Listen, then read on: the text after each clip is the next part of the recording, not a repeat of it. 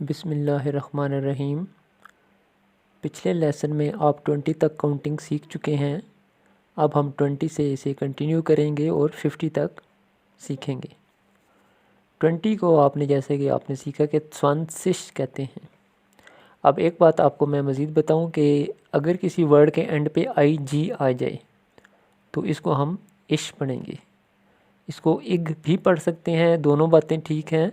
कुछ लोग zwanzig कहेंगे और कुछ zwanzig कहेंगे, लेकिन ज़्यादातर इश यूज़ होता है। किसी वर्ड के एंड पे आई जी आ जाए तो आप उसको इग पढ़ेंगे, इश पढ़ेंगे। इग भी पढ़ सकते हैं, इश भी पढ़ सकते हैं। हम इश पढ़ेंगे क्योंकि ज़्यादातर इश यूज़ होता है। तो 20 को हम zwanzig कहेंगे, zwanzig। अब हम देखते हैं कि 21 को हम क्या कहेंगे।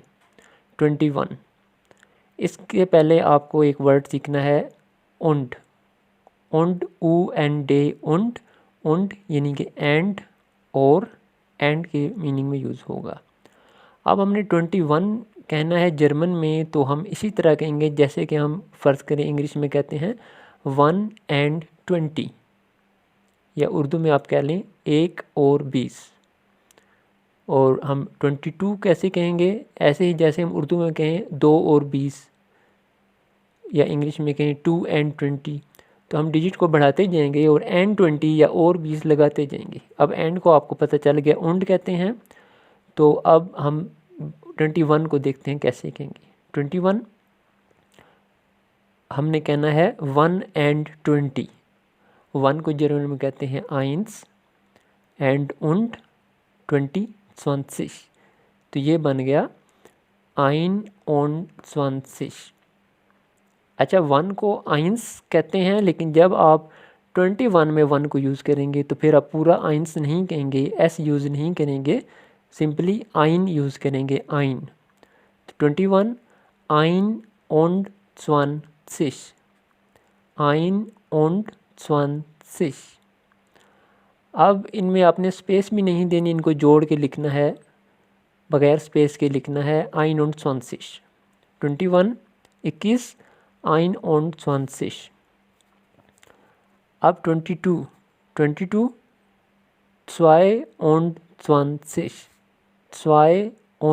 22।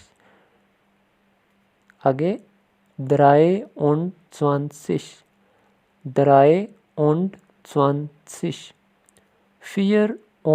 24। अब आप बताएं 25 को कैसे कहेंगे। 5 5 है तो 25। 26।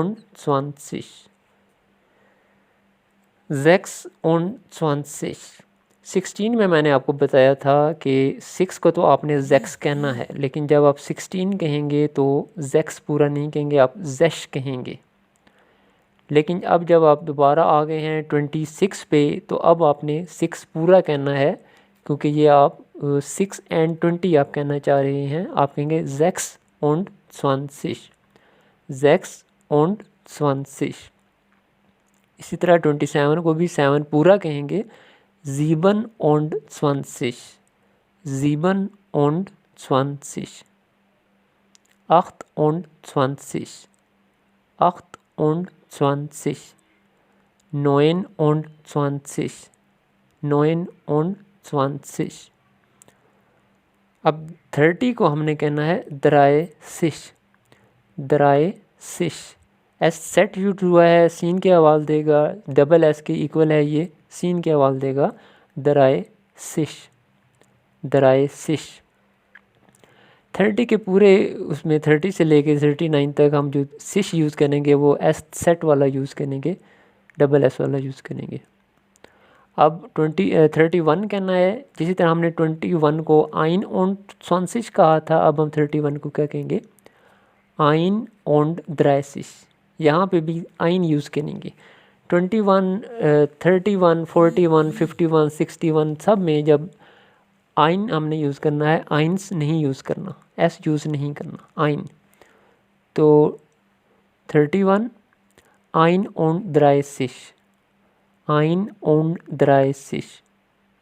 zweiunddreißig, zweiunddreißig, dreiunddreißig, dreiunddreißig, vierundvierzig, vierunddreißig, vierunddreißig, fünfunddreißig, fünfunddreißig, sechsunddreißig, sechs पूरा कहेंगे, sechsunddreißig, siebenunddreißig, siebenunddreißig, achtunddreißig, achtunddreißig, neununddreißig, neununddreißig, 40 को कहना है आपने 40, 40।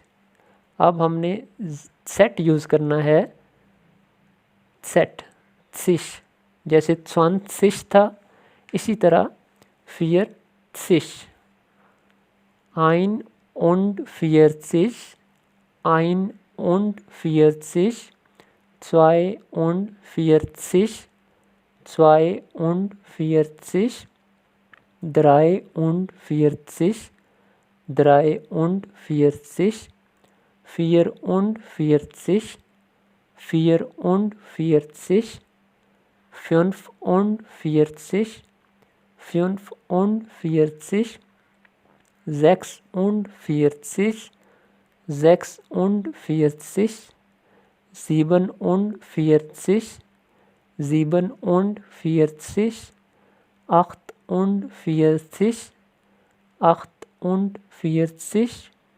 neunundvierzig, neunundvierzig, 50 को कहेंगे आप, 50 को कहेंगे 50, 5 जो 5 था उसके साथ सिश लगा दें। जैसे 40 में आपने क्या किया, फियर आपने पढ़ा था 4 को कहते हैं, उसके साथ सिश लगा दिया तो 40 बन गया। 5 के साथ सिश लगाएंगे तो 50, 50, 50। अब आपको पैटर्न पता चल गया है। अब आप 59 तक आप आराम से इसको कर लेंगे। फिर आपको सिर्फ पता चलना चाहिए कि 60 को क्या कहते हैं। अगर आपको 60 का पता चल जाए तो 69 तक आप कंटिन्यू कर लेंगे। फिर 70, 80, 90 और 100 का आपको पता हो। ये नेक्स्ट वीडियो में मैं आपको बताऊंगा। अब आप 50 तक बार बार प्रैक्टिस करें, बोलें और 0 से स्टार्ट करें, आइंस से, और 50 तक बार बार बोलें, प्रैक्टिस करें। लेकिन ये आपने ध्यान रखना है कि जर्मन में अगर 2 डिजिट्स हैं तो जो एंड पे है, जो राइट साइड पे है, पहले आपने वो बोलना है। मसलन 45 है तो अब आप देखें कि 45 को आप जर्मन में कैसे पढ़ेंगे।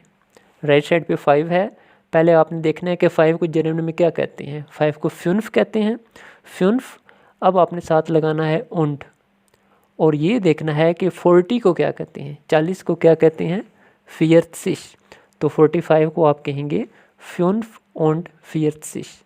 इसी तरह आप बार बार प्रैक्टिस करें, इसकी प्रैक्टिस बहुत ज़रूरी है।